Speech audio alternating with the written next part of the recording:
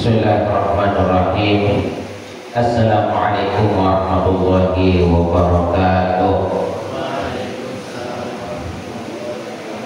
Alhamdulillahilladzi anzala sakinata fi qulubil mu'minin liyazdadu imanan ma'a imanihim. Asyhadu an la ilaha illallah iyyahu na'budu wa iyyahu nasta'in.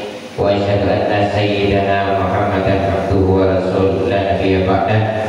Allahumma salli ala sayyidina Muhammadin wa ala alihi wa ashabihi ajma'in, amma ba'du. Alhamdulillah, tadi malam kita sudah membahas tentang 5 keutamaan bulan suci Ramadan yang terangkai dalam huruf dari huruf yang menyebutkan kata tentang Ramadan. Insyaallah pada subuh ini kita akan menjelaskan tentang 5 amalan. Ada 5 amalan yang harus dihadirkan di dalam bulan suci Ramadan. Apa itu? Yang pertama, puasa.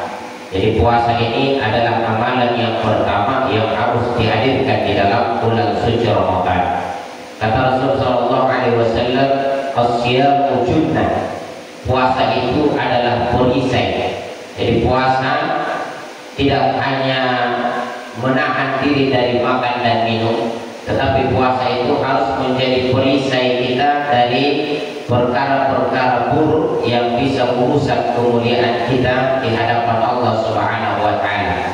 Hendaknya puasa itu bukan hanya menahan diri dari makan dan minum, tetapi menahan mata kita dari sesuatu yang diharamkan Allah Subhanahu wa Ta'ala, menahan telinga kita dari mendengarkan sesuatu yang diharamkan oleh Allah, menahan mulut kita yang kalau kita berbicara tentang keburukan orang lain, kalau itu benar maka itu ghibah, dan kalau itu tidak benar maka itu fitnah. Dan ini dapat merusak pahala puasa kita.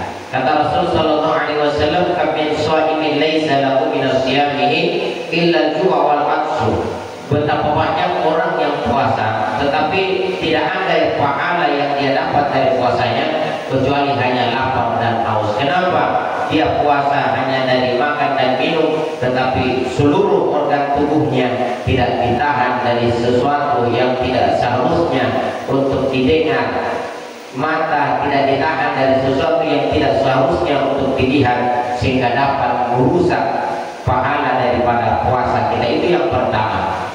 Kemudian yang kedua yang harus dihadirkan di dalam bulan suci Ramadan adalah qiyamul lail, adalah sholat malam kita. Tentu ibadah wajib juga perlu dihadirkan, namun ibadah wajib itu harus diperbaiki, sementara ibadah sunat kita harus ditambah. Di antaranya adalah ibadah malam kita. Ada namanya sholat tarawih, ada namanya sholat tahajud, ya, ada namanya sholat witir. Ini perlu dihadirkan di dalam bulan suci Ramadan ini. Hadirin yang dimuliakan Allah. Jadi sholat witir, berkaitan tentang sholat witir. Sholat witir itu kata Nabi, "La witrani fil lail."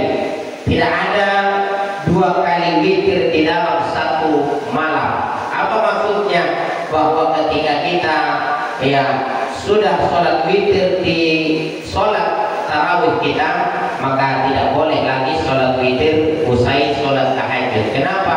Kata Nabi, "La witrani fil lail." Sahabat Nabi Umar bin Khattab itu ketika usai sholat tarawih itu tidak witir lagi. Kenapa?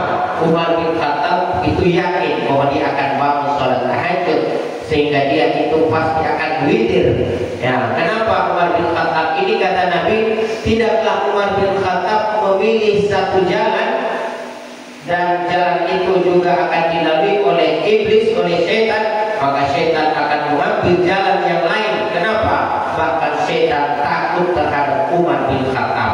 Namun kita kalau ragu bahwa kita akan sholat tahajud sebentar atau tidak, maka lebih baik kita sholat witir usai sholat tarawih kita.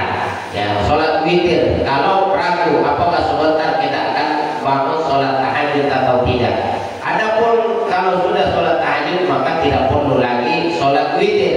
Meskipun beberapa ulama juga memberikan pendapat bahwa sholat witir itu bukan cuma 1 rakaat. Sholat witir itu bisa 3 rakaat, bisa 5 rakaat, bisa 7 rakaat, bisa 9 rakaat, dan bisa 11 rakaat. Artinya apa? Artinya bahwa kalau kita sholat witir usai sholat tarawih, maka masih memungkinkan untuk sholat witir usai sholat tahajud. Hanya saja kalau 3 rakaat usai sholat tarawih, maka yang boleh dilakukan tinggal genap di usai sholat tahajud kita. Tinggal 2 rakaat, tinggal 4 rakaat, tinggal 6 rakaat. Tidak lagi diganjilkan. Kenapa? Karena sudah ganjil di malamnya. Itu tidak bertentangan dengan hadis yang mengatakan la witrani fil lail.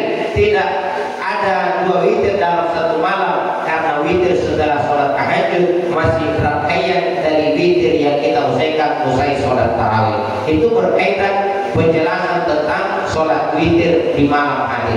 Itu yang kedua. Jadi yang kedua yang harus dihadirkan adalah qiyamul lail, ibadah malam kita. Yang ketiga yang harus dihadirkan adalah bacaan Al-Quran. Bulan Ramadan ini menjadi mulia karena di dalamnya Allah turunkan Al-Quran. Fihi unzilal Quran. Allah turunkan Al-Quran. Allah menurunkan Al-Quran di dalam bulan suci Ramadan. Maka sangat penting bagi kita, khususnya para santri, untuk menghadirkan, untuk banyak-banyak membaca Al-Quran di dalam bulan suci Ramadan. Bahkan kata Ramadan di dalam Al-Quran, ketika disebut syahrul Ramadan, maka Allah sandingkan dengan Al-Quran. Apa maksudnya? Bahwa Ramadan ini akan hampa manakala di dalamnya tidak diisi dengan banyak membaca Al-Quran, banyak bertadarus Al-Quran. Itu yang ketiga. Kemudian yang keempat yang harus diperbanyak adalah sedekah, berbanyak sedekah. Rasul Shallallahu Alaihi Wasallam adalah orang yang dermawan. Namun dalam riwayat dikatakan ketika datang bulan Ramadan, maka Rasulullah adalah orang yang paling dermawan. Rasulullah banyak berbagi, tetapi ketika datang bulan suci Ramadan, Rasulullah adalah orang yang paling pemurah. Rasulullah menjadi orang yang lebih banyak lagi berbagi, rajin sedekah di luar Ramadan, namun di dalam Ramadan lebih ditingkatkan. Kenapa? Karena di dalam bulan Ramadan di antara amalan yang harus kita hadirkan adalah dengan memperbanyak sedekah. Di antaranya adalah memberi makan kepada orang yang berbuka puasa. Kata Rasul Shallallahu Alaihi Wasallam, siapa yang memberi makan kepada orang yang berbuka puasa, 1 orang diberikan makan, maka sama dia akan memperoleh pahala seperti orang yang berpuasa 1 orang. Ya, begitu kalau 1 orang yang kita beri makan buka puasa, bagaimana jika 2 orang? Bagaimana dengan santri yang begitu banyak? Orang datang membawa makanan buka puasa, maka banyak pahala yang bisa kita dapatkan ya, dengan ibadah Ramadan. Sehingga banyak pahala yang bisa kita peroleh ya, dengan ibadah Ramadan, manakala kita betul-betul serius untuk meraih keberhasilan di dalam bulan suci Ramadan. Yang terakhir adalah doa.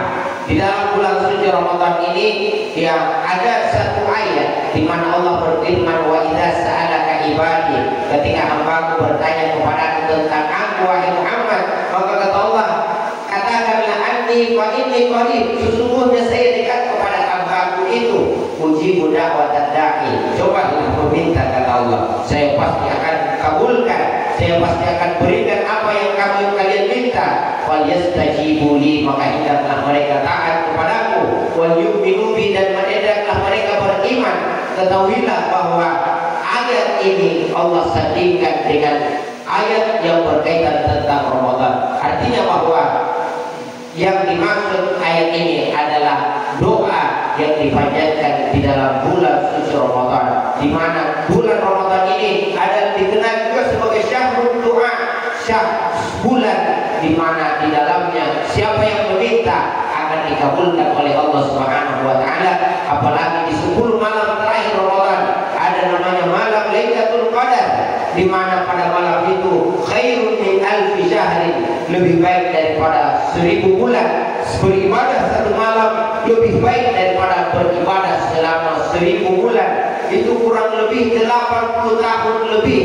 Maka 1 malam, sebagaimana yang kita jelaskan tadi malam, bahwa orang yang biasa-biasa amalnya, namun dia dapat satu Ramadan lagi dibanding dengan orang yang satunya yang luar biasa amalnya, namun karena yang biasa amalnya yang kita ceritakan tadi malam ternyata mendapati bulan suci Ramadan dan dia maksimalkan Ramadan terakhirnya, sementara yang satu tidak lagi dapati Ramadan, sehingga yang biasa-biasa amalnya salah seorang dalam kisah yang biasa-biasa amalnya tapi lebih dahulu masuk ke dalam surganya Allah Subhanahu wa taala. Kenapa? Karena dia memaksimalkan ibadah Ramadannya. Sinilah sesuai dengan apa yang dikatakan oleh Nabi kita Muhammad sallallahu alaihi wasallam, khairukum, lebih orang yang terbaik di antara kalian adalah man tala umruhu, yang panjang umurnya, wa hasuna amaluhu, dan bagus amalnya, wa syarrun nas, dan seburuk-buruk manusia kata Nabi adalah man tala umruhu, adalah orang yang Allah panjangkan umurnya,